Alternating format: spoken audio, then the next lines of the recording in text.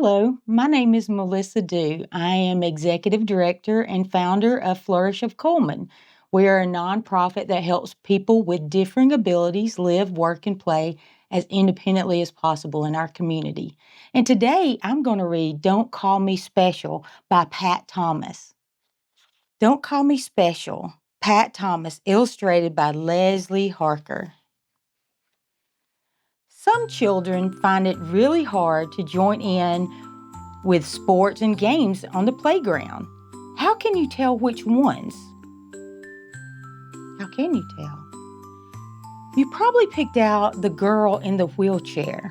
Lots of people would guess that because she has a disability, she wouldn't be interested in sports. So we kind of use a different term besides disability.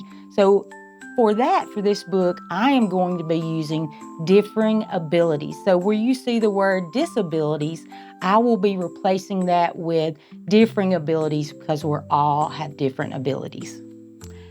Actually, it is this boy. He hates sports because he can't run as fast as his friends and he always gets pushed around. Sometimes when we see people who are different from us, we assume things about them that are not always true. When you assume, you are just making a guess. Assuming things about people can hurt their feelings and make them feel very left out. Everybody in the world is unique. That means that each one of us is a little different from everyone else. We each have things that we can do easily and things that we find hard and need help with. What about you? Do you know any children with differing abilities in your school, in your family? What things are they good at?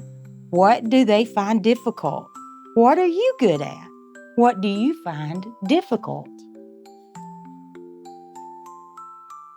If you need glasses to see or special scissors to cut with, you are using special equipment to help you do your best. What about you? What kind of differing abilities do you know about?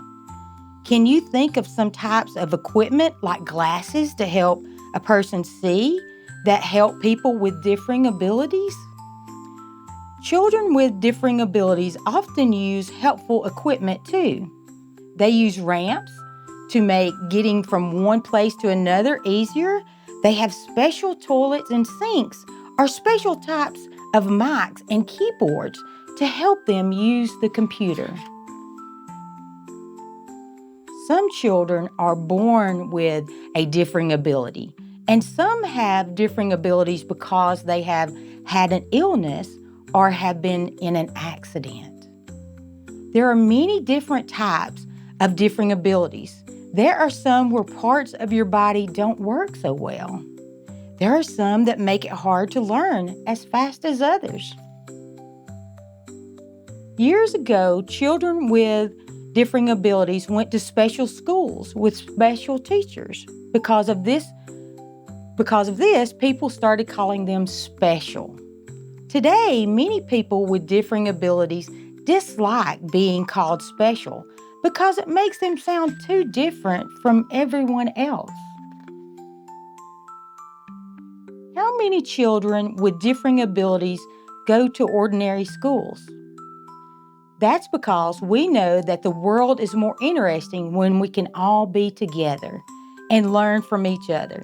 And even though children with differing abilities may sometimes look different on the outside, inside, they are just like you and I.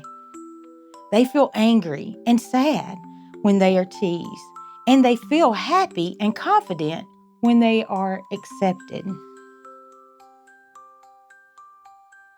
Some children with differing abilities have extra teachers or helpers who work with them at school and at home.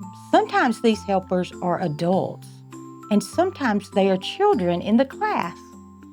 A helper's job is just to help. It can be very upsetting when a helper tries to do everything. No two people learn things in the same way or at the same speed.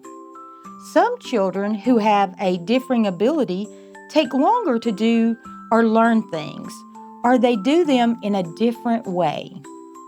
But sometimes they can do things better and learn things faster than others. We all need to work together and play together.